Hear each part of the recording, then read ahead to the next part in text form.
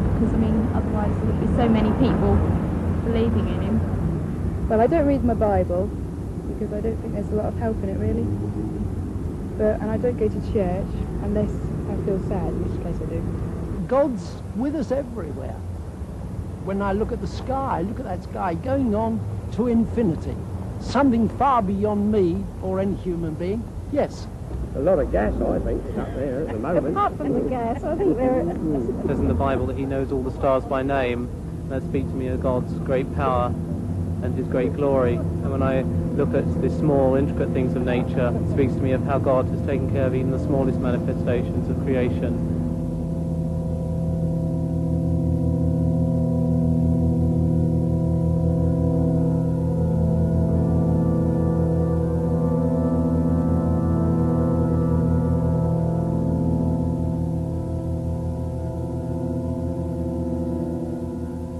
Good evening. Well, are we small manifestations of God's creation, as the man on the film said, or purely products of chance, who for their own comfort have invented the idea of God? To put it another way, did God create man or man create God? It's a choice everybody's got to make. This book, The Probability of God, that's just been published, makes the incredibly important assertion that modern science is beginning to reveal the existence of a creator God. Its author, Hugh Montefiore, the Bishop of Birmingham, is with us here tonight, and next to him we have Paul Davis, who's the Professor of Theoretical Physics at the University of Newcastle, and then on my left I'm joined by Professor Sir Freddie Eyre, philosopher and logician and well known to all of us, and on my far left Professor Sir Herman Bondi, Master of Churchill College, Cambridge, and renowned scientist and President of the British Humanist Association. We have with us as well a very distinguished audience, and we shall doubtless be hearing from them later on in the programme. But is a discussion on the nature and existence of God relevant today? We've already heard some of your comments, which we recorded when we took a stroll outside St. Paul's Cathedral. To our surprise, we found most people rather interested in the idea of God. What's your God like? Someone I can talk to when I'm feeling on my own, I suppose. The way he's normally portrayed is as an individual, something in man's own image, and I don't believe that at all. I think he's got a lot of value for a lot of people, especially for lonely people and old people, probably. And for you too? He's my sort of reserve when I'm on my own. He's fit, he's got a beard and long hair. Black long hair, yeah, black beard. I don't think he is like a person, but he's just a voice. I think he's great, and he just helps you. And then in the night, sometimes in the dark, you feel so scared. But then when you think of God, you don't feel scared anymore. He's tall with a beard, and he's just a great man. So he looks a bit like you in some ways. I do believe there is something that well, not exactly makes decisions for us, but knows more than we do. Do you believe in a God? No, only actually from the point of view that I do believe that there is a point beyond which people are unable to comprehend, and when that point is arrived at, then they encapsulate the whole thing in the concept of a God. When I look around at the suffering in this world, then I don't believe there's a God. If there was a God, it wouldn't cause the suffering that there is in this world. Then again, I think of Ethiopia with the Live Aid concert, and maybe there is. To get all people together, to get money together for children, I think, yeah, there is. Got to be. Well, was our universe created by a God or not? Hugh Montefiore's book says yes, and takes a fresh look at natural theology, which, as far as I understand it, is the argument that says that you can perceive the existence of God directly from the evidence of nature, and that, of course, includes scientific evidence. Hugh Montefiore, couldn't it be argued that you are, in fact, trespassing on other people's patch? Well, yes, you could argue anything, but I don't really see why we shouldn't reflect on what the scientists have said. I think people mix up science with the philosophy of science, that is, its meaning and interpretation. I really think anyone can have a go at that. I certainly have, and will continue to do so. I don't want to prove from the natural sciences that God exists. That I don't think can be done. But I do think we can now see that there's a high probability that this world is not a random occurrence. And that seems to me to say a very great deal. Right. Herman Bondi, what do you actually feel about that? Because do you feel in any sense it's a misuse of science? No, I wouldn't call it a misuse, and I was very much impressed by the book for its erudition and for its honesty. But I do think that the argument of this very good book leaves me stone cold. Not because I'm short of awe, not because I'm short of wonder. I feel our universe is wonderful and something to be awestruck by. What worries me is that this book will be taken by many people to prove Christianity, or at least to make it probable, or to prove or to make probable some other religion in which there is a revelation which makes people say, I know God's will. And that, to me, is a great source of evil. No, well, I must come back here and say that all that you can do from natural theology is show the hunger in men and women's hearts for God's personal self-disclosure, which I believe that he has given us. And although terrible things have been done in the name of religion, I will agree with you.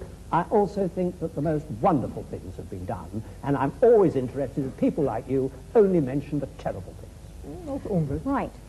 Earlier on, Paul Davis, I described you as Hugh Montefiore's scientific champion, and presumably you've got a considerable amount of sympathy with Hugh. Would you like to explain that a bit further? Yes, perhaps I could summarize my own position before I begin. Absolutely. As being perhaps best described as an awestruck agnostic, which is to say that through my scientific investigations, I have become more and more impressed with the incredibly, stupendously intricate nature of the cosmos as we come to understand the universe in greater and greater detail. So it seems more and more remarkable that things have been arranged such that, in its broadest sense, the universe is self-aware. That is, that it permits the existence of intelligent observers such as ourselves. And it seems to me that this is not something which is inevitable, that the world could have been arranged differently, and that the fact that things have been arranged so that we can exist and observe the world, and that, moreover, our existence seems to depend very delicately upon the organization of the cosmos and the nature of the laws of physics. The fact that that is so seems to me a puzzle, and a puzzle that deserves an explanation. In other words, I would like to know why the world is the way it is. I can't accept it as a brute fact. I would like some sort of explanation. Right. Freddie Eyre, I imagine that as far as you're concerned, we've been talking a whole lot of rubbish so far. I'd like to hear your view on the subject. I don't think we've been talking rubbish. I think there's been a lot of bad logic. But that's not quite the same thing. What the last argument comes to is saying the world is arranged as it is, therefore somebody arranged it. Now, this is a very poor argument because it could apply to however the world was arranged. I mean, all that you have said, and all that I'm afraid the bishop has said in the book, which I also admired very much. I thought it was a very honest book and a very erudite book, I'm pleased to say so. Nevertheless, all he was saying was, there are these causes, there are these effects, and had the causes been different, the effects would have been different. Nobody's going to dispute this. What is totally lacking is any justification for the assumption that the world as it is was designed, and had the world been different, it would not have been designed. And in fact, saying it's all designed by God is not an explanation of anything at all. You're just saying, here I give up, but because, and in fact, President Davis has admitted this, so science goes no further, therefore we're going to bring old Noble Daddy to make us all feel cheerful. That won't do. The reason why I'm interested in the natural sciences here is that so often you hear people saying the natural sciences have disproved God, or there's no reasonable basis for believing in God. I'm afraid Freddie Eyre's backing a loser here. I mean, it could just be a brute fact that human beings have evolved with their amazing capacities for relationship and for their experience of God is phony. It could just be true. It could be true that our intimations of morality have no ultimate sanction, that our experience of what is true and good and beautiful isn't a window into reality. But the simplest explanation of the lot, the simplest explanation in logic, is that there is a creator. Right. There are many other ways of looking for God other than science, and some might actually say better ways. And most of the world's religions believe that God takes steps to reveal himself and reveal the world to us. And I'd like very much to hear from Mahur Krishnamurti, who is a Hindu who is actually sitting in the audience here tonight. The Hinduism says very clearly, as far as the creation is concerned, it's not just God created the world and just left to itself. God himself became the beings, and the Hinduism strongly believes in God who creates, protects, and ultimately he dissolves. This is the belief of God, and the Hindus worship him with form and without form. The nature is the other face of God, and the Hindu strongly tries to describe the indescribable by worshipping him by various images. Can I go to Ahmad Deidat to talk about the role of revelation? You see, the Muslim believes that God Almighty, he reveals his messages in word form. And in that word form, this book, the Holy Quran, was revealed through the Holy Prophet Muhammad during the 23 years of his prophetic life. And it deals with these problems more directly instead of guessing. And God Almighty, he reasons with his creation by asking him questions. He said, now, how can you not believe in God? How can you not believe in him, seeing that you were non-existent and he brought you into being? And he will cause you to die, and he will bring you back to life again, and to him will be your return. So how can you not? In other words, the way you have been computerized, the way the Creator made you, you would naturally deflect towards God as the magnetic needle does towards north. Can I just ask you whether your God is the same God as Hugh Montefiore's, the bishops? It is the same God, except that in our concepts we differ. You see, the Archbishop, ultimately he will come to making Jesus Christ as God, a God incarnate. Now, the Muslim says, no, God is God and man is man. Right, can I move on now? Philip Eden, as a Buddhist, what in fact do you feel about this? Because your concept of God is quite different. Yes, well, as far as Buddhism is concerned, there is rather a different approach. We feel that there is a fundamental reality or truth or ground of being, which of course is in everything and behind everything. I think that many of the followers of theistic religions tend to believe that God is out there somewhere in the cosmos, and that it's necessary for human beings to try and somehow establish a relationship with him. As far as the Buddhist is concerned, that reality is everywhere and in everything, so that the task of the individual is to understand that reality in himself. And that is the methods that are developed in Buddhism to help somebody to come to that realization. We feel that the problem with a creator is that inevitably one must then ask the question, who created the creator? And that, of course, is endless. You can go on and on doing that. So somewhere you have to start with the first cause, and surely the first cause is the universe itself. Man is one way in which the universe experiences itself. But your God is obviously very different then from Hugh Montefiore's God. There's a point that Herman Bondi raised about, you know, the fact that many terrible things have been done in the name of religion, and I think it's perhaps important to point out that probably the reason for this is that people for a long time, I think particularly in the West, have had this concept, you know, I'm here and the truth is over there somewhere, and there is a narrow path that leads to that truth. If you have that concept, which I sort of think of as a fan-like concept, then inevitably, if you believe that you have found the right path, all the other paths are wrong, and your task is to force everyone onto that narrow path. Surely it would be so much better if we had this concept of the truth being, as it were, at the center of a circle. We are somewhere on that circumference, and there are many different paths that lead into that truth. And the thing for us to realize, I think, is that the particular path that we choose is very much a personal thing, and it depends on many different factors. It probably depends on the person that we have met that may have explained that path to us, and various experiences we've had. If only we realize, all right, this path for me is the right one at this particular time, but that does not invalidate the other paths. But are you saying, therefore, that there's only one truth, that we only have one truth that we can actually listen to and experience? There can only be one truth with a capital T, one reality.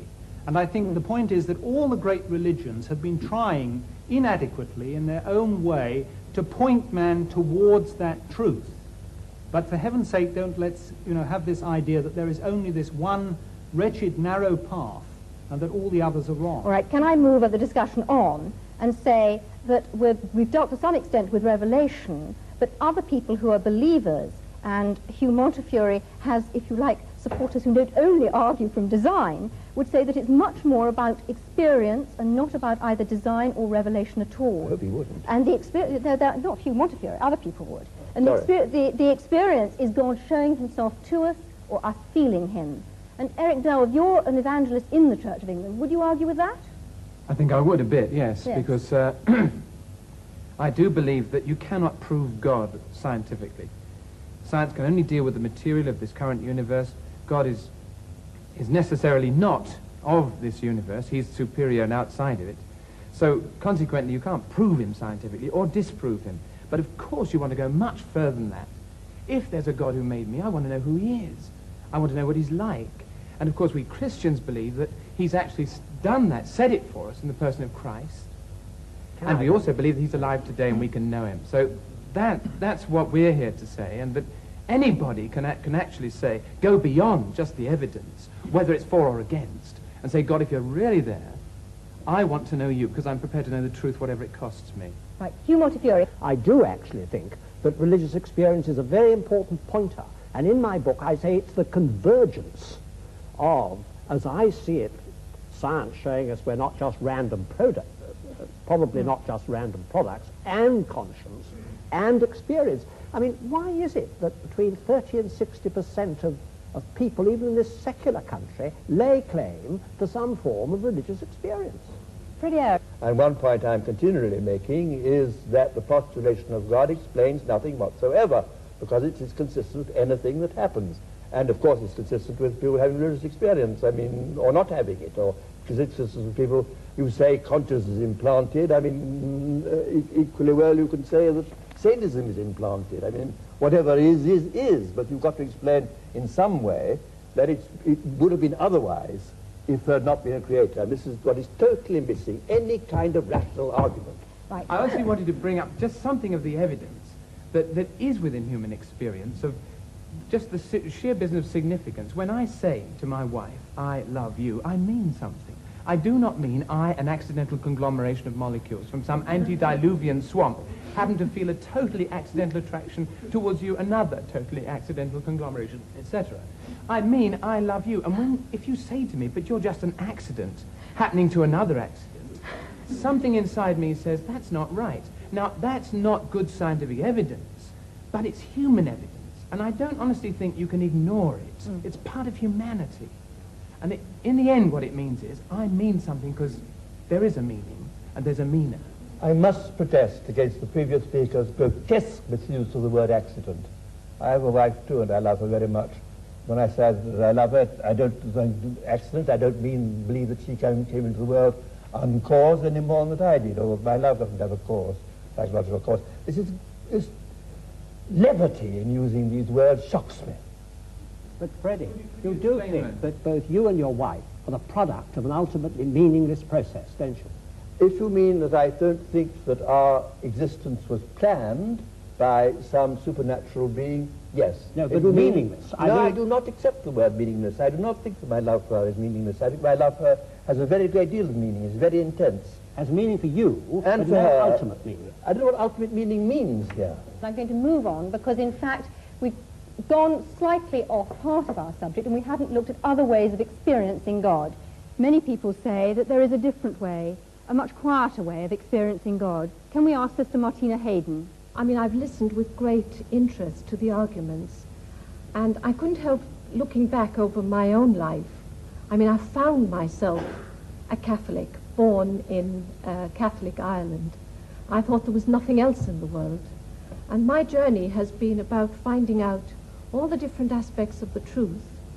And I went through all the phases of trying to prove the existence of God, from arguments and learning about the first cause, uncaused, and it left me as cold as ice. It just didn't do anything for me as a person. And I think in these last years it has been much more about looking for God within the design of my life, actually seeing design in my life, how somehow I am being led. I mean, even the fact that I join an order which is dedicated to searching for truth is not, to me, an accident. And I hear all the different truths, and I'm really excited about what's happening in science, because I can see that that really is, there's a convergence of truth, and there's so much more humility. I'm not saying I'm humble, as they say, if you say you are, you aren't. But I'm saying that scientists, theologians, people in general are much more humble than they were, say, 20 years ago. I mean, I was locked in combat with Freddie Eyre 20 years ago or so about conscience. I wouldn't argue that way now. I don't want to. Well, I can't match his mind, and I don't think the mind can actually say it all. I find myself going to my heart about religion, and I just discover more evil in myself and more good as I go along. And the revelation of Christ in Christianity helps me there immensely, because I find that Christ didn't talk theological argument or logical argument. He didn't use any of those. He talked about the lilies of the field. He said the kingdom of heaven is like, that's a simile. So for me, God is revealing himself in me, in everybody. You know, I felt really close to the Buddhist gentleman who was speaking over there. I really felt I can relate to that too. I can look into the heart of a rose and it speaks to me. I can also look into the Bible and it speaks to me. Professor Eyre, are you going to say that that's not a valid experience and that that's not a valid argument? I think it's not an argument at all. It is a very moving and personal position, which I think is the last to want to criticize. Right. Well, this debate hasn't included one essential element, and that's looking at the alternative choice that belief in God is totally man-made. Hans Isaac, how do you view that? Well, as an atheist, of course, I can't believe that God created man. I think my Well, parents you had not. something to do with it. I have a distinct feeling that we're taking too provincial a view of the terms God and religion. We think of it in terms of dear old Pink Church of England. But of course that is only one very small aspect of religion. Both Torquemada and St. Francis of Assisi were religious and had an image of God, but they were very different images of God, one from the other. The Ayatollah Khomeini and Bishop Montefiore, I'm sure, have quite different gods in mind when they think about religion. Even the Jehovah of the Old Testament is very different to the kind of God that the bishop is talking about. So I think it's very important to realize that if man creates God in his image, as I'm sure he does, he has many different needs and consequently creates many different types of God. Can you define that a bit more closely? What are you actually saying? I mean, I can see Hugh Montefiore blenching, but can you actually simplify that a little for our audience? Well, if your personality is warlike, wants to proselytize, is aggressive and so on, then you go for the kind of God that the Quran portrays, which wants to proselytize the world and is warlike and so on. If you are peace-loving, you want to have an assurance of a future life and so on, and happiness, then perhaps you adopt the kind of God portrayed by the Ahmad Church of Deidat, England. would you agree with that? I don't, ma'am. You see, I don't think that our brother has read the Quran the way it is. You see, there are 99 attributes of God, and out of that, this one that you are talking about is non-existent in this book. Can I ask you a question? Are you saying then that the Muslim God is actually a peace-loving God who wants peace in the world? Yes. Yes.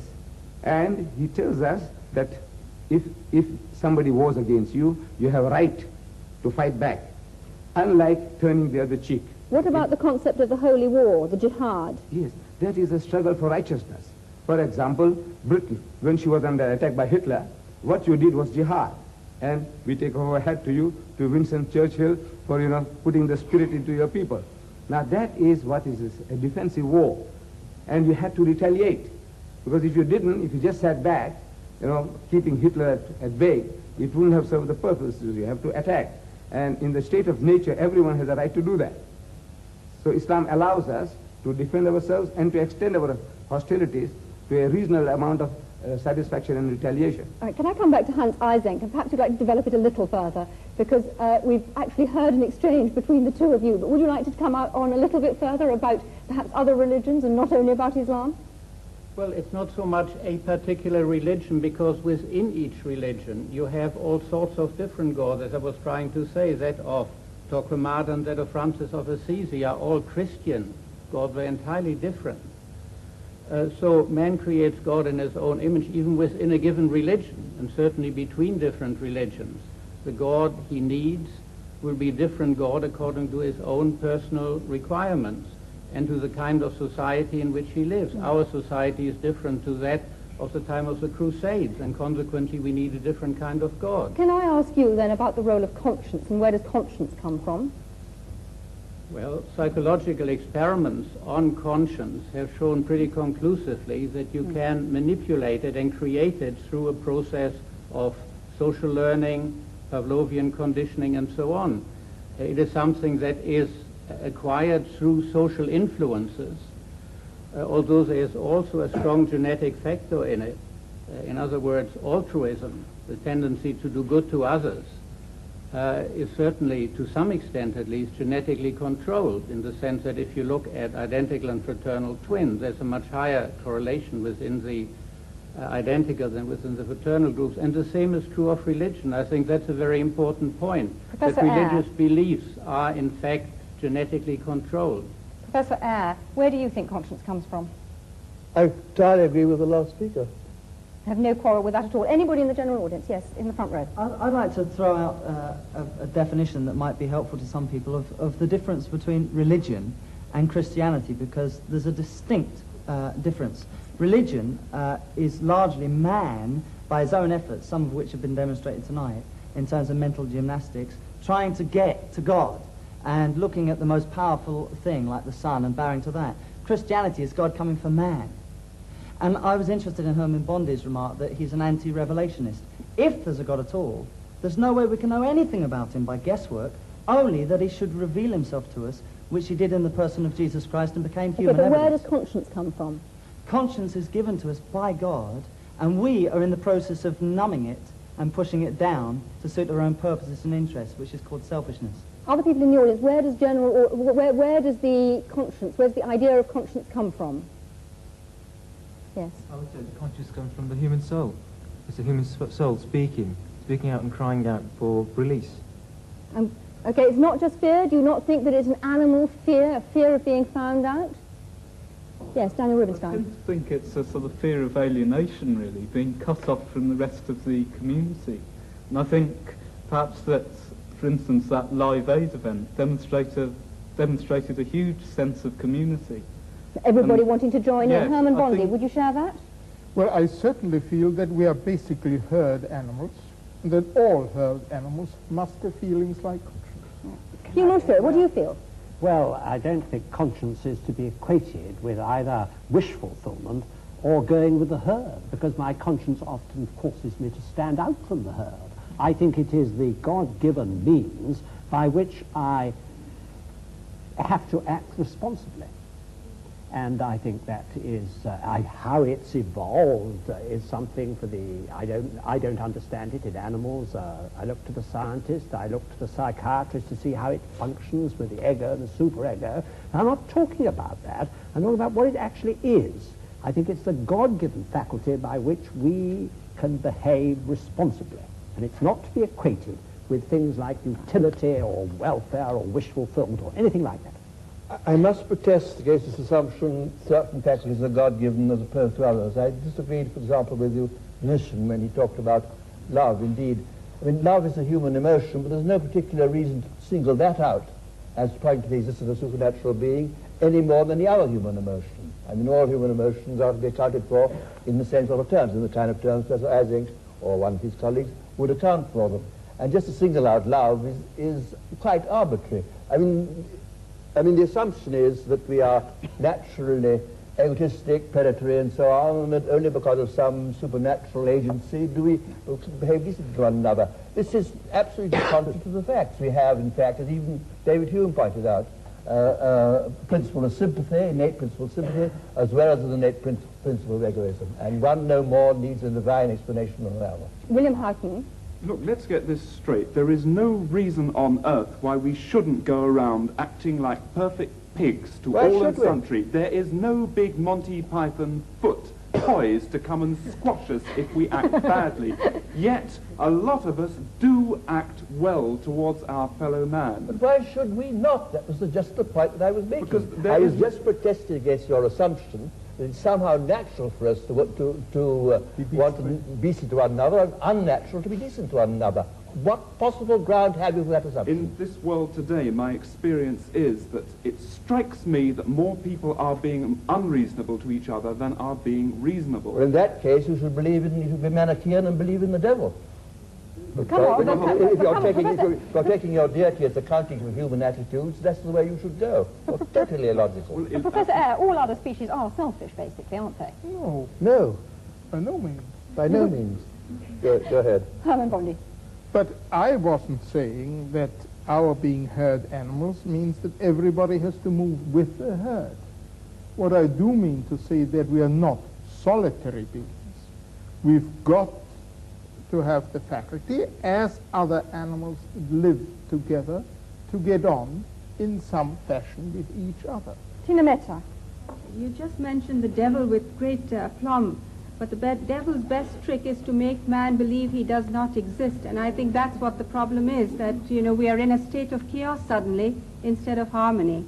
And it is the state of harmony that we are trying to create in this world, and not distort the minds of children by showing them violence and explaining that that violence is necessary to bring about harmony. Mahmood Krishnamurti. I agree. Hinduism clearly says, what is God? Answer to our dear friend's question. God is truth, God is love, and God is good. Whatever name you call, it is God. Why allergy to the name God? Love, beauty is God. So you don't actually feel that he's supernatural, that God is supernatural. Hugh Montefiore, what do you feel about that? Well, I do think that God discloses himself in the smallest particle of matter, and in our human relationships, and in love is to me a window into God. But I do think that he has supernaturally disclosed himself to us. That's why I'm a Christian, because I believe that he has been incarnate, as you said. That's what Christians believed. I believe God was incarnate and suffered the worst that people could do to him. And this is, to me, the only way I can see my way through the problem of evil. Can I just remind people, and perhaps Hugh Montefiore in particular, of Einstein's concept of God, which was, yes, God who made the universe in wonderful ways, but had not the slightest interest in us human beings, and was a totally impersonal thing that couldn't possibly care for our prayers. I want to talk to a psychologist next, Leslie Francis. I would like to go back to the question you keep asking. Did God create man, or did man create God? And I see that as a deceptively simple kind of language used. They're two completely different order questions. It is for the theologian in me to come to the question, did God create man? But the psychologist in me would want to answer your question in a different way. Did man create the image of God? He cannot go beyond looking at image. And I suspect what we've heard in the discussion tonight is a whole lot about the variability in the image that is used, but we haven't been able to get on to the ontology beyond that image. I'm sorry, everybody, but we've run out of time. The choice that is open to us is whether God made man or man made God. It's now over to you. all that remains for me to do is to thank the audience for their contributions and, of course, the panel. I'm sorry we didn't have time to say any more, and from me, good night.